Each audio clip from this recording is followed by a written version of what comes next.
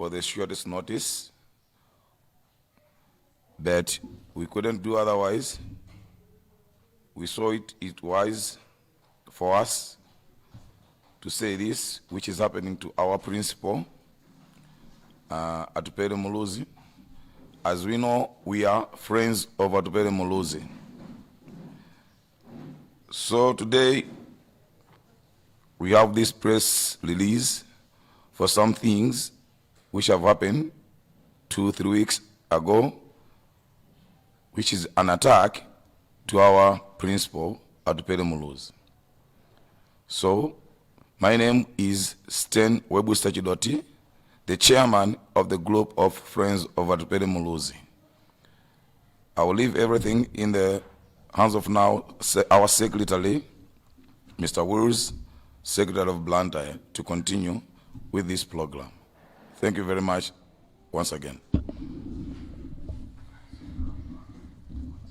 Good evening, ladies and gentlemen. As already stated, the theme of our press briefing today is called "An attack on our friend is an attack on all of us." We, Friends of Atupele Muluzi, are appalled and deeply offended by the recent remarks made by Samir Suleiman, the DPP National Organizing Secretary, insulting and disparaging UDF President Atupele Muluzi. These unwarranted and unprovoked attacks on President Muluzi's character and integrity are a clear indication of the depression and lack of decorum within the DPP leadership. We view these insults as not only as a personal attack on President Muluzi, but also an affront to us, Friends of Atupele, the entire UDF membership and supporters. We condemn Suleiman's behavior and demand an immediate apology for his recklessness and inflammatory statements. Furthermore, we note that Suleiman has made baseless allegations that the President Muluzi has received money from the Malawi Congress Party through a Mr. Stembeleka. As Friends of Atupele Muluzi, we know our friend. We know he's a man of integrity and someone who puts the interests of Malawians before his own, and therefore do not believe he can sink so low to accept to be bought by money. We challenge Suleiman to provide concrete evidence and substantiate these claims within 7 days. Failure to do so will lead to us to follow Suleiman to his house in Chugumura to collect ourselves the evidence, and justice will prevail. Furthermore, we would like to reiterate the following for the benefit of all Malawians preparing to vote on 16 September. First of all, the DPP started peddling lies from the time of the UDF convention, telling Malawians that Atupele Muluzi had formed an alliance with the MCP. These were embarrassed by their lies when Atupele Muluzi declared through the convention that he was not partnering anyone, but Malawians for these elections, and indeed he submitted his nominations paper and on the campaign trail. Now that Atupele withdrew from Malawi's regulations due to their greed, they are trying to peddle fresh lies to discourage UDF supporters. We argue all supporters to the UDF and Malawians to look for real change, not to be moved by these baseless lies. Our friend Atupele Muluzi is standing as a presidential candidate on the UDF ticket, and we will put our efforts to ensure to campaign him to victory. Malawians should desist from voting for a leader who is not available. If a leader is vying for office of the president, but is not available to campaign, will he be available to run the country if he wins an election? Furthermore, the DPP running mate cannot be trusted. It is on record that she helped the DPP to steal the elections using TPEX in 2019. Will our count number one be safe if you become vice president of this country? Malawians are not stupid. They know the DPP is threatened because Atupele and the UDF have a potential to win this election. Atupele Muluzi is one of the 18 candidates who are vying for the office of president in this September elections. Why is it that he's only accusing him for receiving money and to divide votes, leave our Pangolin alone? Lastly, Atupele Muluzi is a respected leader and a symbol of hope for many Malawians. He is committed to democracy, good governance, and economic development, and has earned himself admiration of respect of the nation. Friends of Atupele will not stand idly while our friend and leader is subjected to baseless insults and personal attacks. We call upon the DPP leadership to rein in their officials and uphold the standards, decency, and respect that every public figure deserves. The people of Malawi deserve leaders who can engage in constructive debate and discourse without resorting to name-calling and personal attack. Friends of Atupele remain committed to promoting peace, unity, and development in the country. We will continue to work tirelessly to build a better future for our country, and we will not be swayed by petty insults and provocations from the DPP leaders. We argue all Malawians to rally behind a man of integrity and the most experienced politicians in the presidential race at this time, Atupele Muluzi, for better and prosperous Malawi. Thank you.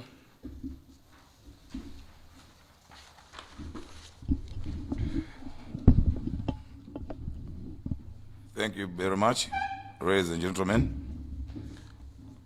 As you have heard, our press release. So, kuti Malawi ambiri amve nawo zimene tikunena pano, chifukwa tikudziwa kuti bodza limene yakunena a Suleiman ndilo tikufikiranso anthu amudzi.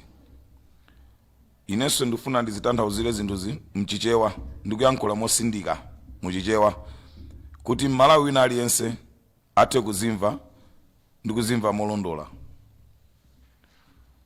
Ndibwerera mbuyo pang'ono mukumbukira amene timayamba group la Friends of Atupele Muluzi. Sitinayambe ndi cholinga chosapota chipani, koma ife tinakhala tikusapota munthu. Andi tinanena kale kuti tinayika masogolero onse amene akuyima 2025 pa tebulo, ndikuona kuti msogolero amene akuona kuti ani masomphenya aziko ndi ndani. Ndipo ife tinapeza kuti ndi Atupele Muluzi. Ndifake gulu lathu limuzapeza anthu ena ndi DPP, ena UDF, ena Ford, ena PP, ndi zipani zosiyana-siyana. Ife ndi ana achinyamata amene tikukondera zabwino ziko lathu. So, Atupele Muluzi ni msogolero wa masomphenya. Chimene tikupempha ife nchoti asasokoneze a DPP, a Suleiman, akhala kupanga zinthu zawo zimene akudziwa kuti wangapange kuti zathandize kuti awine 2025 elections.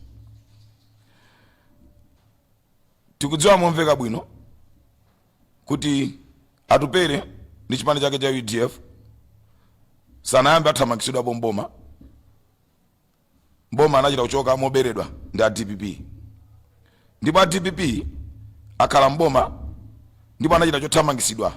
Ichi ndi chinthu choti takumbusa Malawi kuti athe kuzindikira kuti akamamva mabodza a DPP apano azizindikira kuti DPP sinachoke mboma mwakufuna kwawo, koma inachoka mothamangisidwa. And Atupele Muluzi is capable to do everything to help this nation. From the beginning, Atupele Muluzi akupita convention ya UDF. A DPP omwewa anabweresa mabodza omanena Atupele Muluzi agwirizana ndi MCP. Mapeto ake Amalawi wonse anazionera okha umboni nawo kuti Atupele Muluzi ndi MCP sanagwirizane konse ule pang'ono. A DPP omwewo anamwitana Atupele Muluzi kukambirana kuti akhale pamodzi aendere limodzi chisankho cha 2025. Malawi aliyense akudziwa kuti DPP omwewo anayitananso a UTM kukhala nawo pansi kuti akambirana nawo aendere limodzi chisankho cha 2025. Sanamvane nawo a UTM, sanamvane naye Atupele Muluzi ndi UDF. Zonse zimene zinatuluka aliyense anaona kuti dyera lili ku DPP. Tikakamba za cheni ansa amene Atupele Muluzi anachula, nonse mukudziwa kuti anali mkulu wa za chisankho cha 2019. Zimene zikuoneseratu kuipa konse kwa DPP kuti mipando akakhala mboma amayika masapota awo. Chifukwa acheni ansa anakhala kuti si sapota DPP, samayenera kuyimira DPP nthawi ino. Amakhoza kuyimira ka independent kapena kuyimira chipani china chake. Koma apa zikuchita kuoneseratu kuti 2019 zinali zoona kuti unachitika umpanda wa chisankho. Pazifukwa izi ife tikupempha Suleiman ulendo Ayamba anayankhula kumunena atupere muluzi. Atupere muluzi mukumbukire kuti nayenso ndi Malawi, ofunira Malawi zabwino, ofuniranso dziko lake zabwino. Kuyankhula kuti munthu wina wakula si chimo. Andizoyankhula kuti apita mtalika akula anayamba si atupere muluzi. Nonsenu atola Nkhani muli ndi umboni, muli ndi akilipi agavana wawo Mchacha. Mchacha anayankhulanso kuti asiye apita mtalika akula. Suleiman anazimva zimenezo sana muyankhe Mchacha. Koma tikudabwa kuti akunena atupere muluzi, kumvera chisoni atupere muluzi, kumvera chisoni pita mtalika kuti akula kukakamizidwa. Akuchita attack atupere muluzi. Atupere muluzi akuyankhula zinthu za ziko popanga kampeni kwaunikira Malawi, vuto la Chenasa, suti akuanena Chenasa, koma kwaunikira Malawi. Atupere muluzi sana lakwise, mene Malawi ili yense akukayikira sogoleri wina ndi wina. Kuti awe angaendese bwanji. Pali anthu ambiri amene akunena za Chenasa. Even ine ndemwe, koma senavi wa Suleiman akukamba zoti wakuti akunena zakuti za Chenasa. So poyankhula zimenezi atupere Suleiman ayankhula mawu onena kuti atupere muluzi anapasidwa ndalama ndi MCP kuchokera kwa Sembeleka. Tatokoza kuti Suleiman achula mayina anthu amene anabweretsa ndalama. Ndefe tikuwapasa Suleiman 7 days kuti atipase umboni kumene atupere muluzi analandira ndalama, ndipo ndi ndalama zingati, ndipo ndi Asembeleka anakomana kuti kupasana ndalama. Asapange kampeni ofuna kuwina chisankho kuipisa mbiri ya munthu ndi kulakwa. Anene zimene azapangira Malawi akalowa mboma 2025. Ndikhulupirira Suleimaniso nthawi imene DPP imathamangisidwa mboma 2019 amene Malawi tonse timamacha anali ku DPP. Kodi samayankhula chifukwa chani? Ichinso ndawunikira DPP kuti Suleiman asamayankhule kwambiri pano. Akhoza kukhala kuti mwinaso akuapusisa, mwina akudyaso kwabwino ku MCP ndiwo. Ifenso tili ndi funso kwa Suleiman. Adziwa bwanji kuti Asembeleka ndi amene amapereka ndalama zochokera ku MCP. Ndi pamene sefe tikukayikira kuti mwina nawonso analandirapo ndalama zochokera ku MCP kudzera kwa Asembeleka. Adziwa bwanji ngati sanena siku limene Asembeleka anapereka ndalama kwa atupere muluzi within 7 days. If our friends of atupere mogwirizana ndi Malawi onse akufuna kuziwa chilungamo, tili okonzeka kupita kunyumba kwa Suleiman kukatenga iwo mpaka natiperekeze kumene kuli evidence imene atupere muluzi anatenga ndalama kuti anazitenga kuti. Andi chinthu china chimene chotidabwisa ku Southern Region kuno, chipani chimene chiliko si cha UDF chokha, kuli zipani zambirimbiri, and UDF stronghold yake is Eastern Region, DPP stronghold yake ndi lomwe side Mulanje Cholo Chilazulu. Mutati muonesese kuchokera ku Mulanje Cholo Chilazulu kuli zipani zingapo kuphatikiza ndi DPP yo, kuli UTM, kuli PDP. Tikudabwa tisakuyankhula za zipani zimene zifuna kugawa mavoti akulimbana ndi atupere muluzi. Zonsezi zimene zikuonesa kuti atupere muluzi ndi pangolini amene akuonesa kuti akhoza kutenga dzikoli ndi kulamulira. Chifukwa munthu samayankhula kwa munthu amene sali wopseza, amayankhula kwa munthu amene ali wopseza. Atulusa malizatse mabalomita awo abodza pakatipa kumayipasa UDF 2%, UTM umayipasa 10%. Ndetu kudabwa bwanji kuti akulimbana bwanji ndi wa 2% kusiya akulimbana ndi wa 10%. Ndi zimenezo kuti pasa kuti zonseza akutulusa zinthu zaboza, koma nkhani yayikulu ndimene ndoti Suleiman asiye kulimbana ni nzathu. Fampena kumupseza nzathu ndoti ifenso tili pa chiopsezo. Ndefe tikuwapasa Suleiman 7 good days yokuti atipase evidence poti wakuti samanena zaboza aonesede Malawi kuti akunena zoona. Zikoma kwambiri.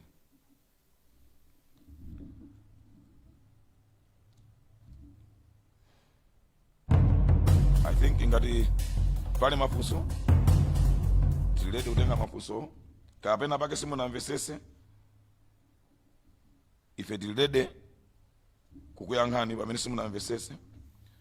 Komanso akumbukire kuti a DPP kuti abwere mboma is UDF atupere muluzi maphunziro akumayankhulanso za maphunziro. Everybody knows ku Malawi kuno olo mwana wakhanda kuti atipere munthu is well educated, ali ndi degree in law, yeah, yoti anatenga ku London, atipiri ali ndi degree of economics, yoti anatenga ku Leicester City. Ndezi zinthu zina zinzo kuti they are desperate. They must stop this. They must focus kuti Malawi apangira chani come 2025. Thank you very much.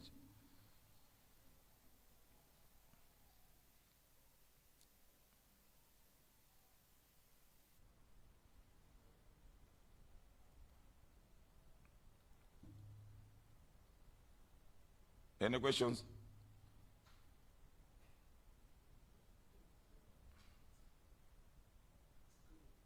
It's clear? Okay. Nditu ife tikupemphana Nkhani kuti mukhale omasuka ngati mukuti is clear, that means mwamvetsetsa chimene tikuyankhula, and the Friends of Watipere is here to defend this nation kuti zinthu zikhale zikuyenda bwino. Mawa iwo sakakhala lamulira atsogolera bwino azadabwaso tili a Friends of Suleiman, koma bodza ilili tifuna ta Malawi adziwe choona, aleke kunena bodza, akhala kugwira ntchito yawo yopititsa chipani chapo pasogolo, osati kulimbana ndi munthu, ndikuyankhulanso zokuti kodi dziko pasogolo azalipangira chani. Zikomo kwambiri.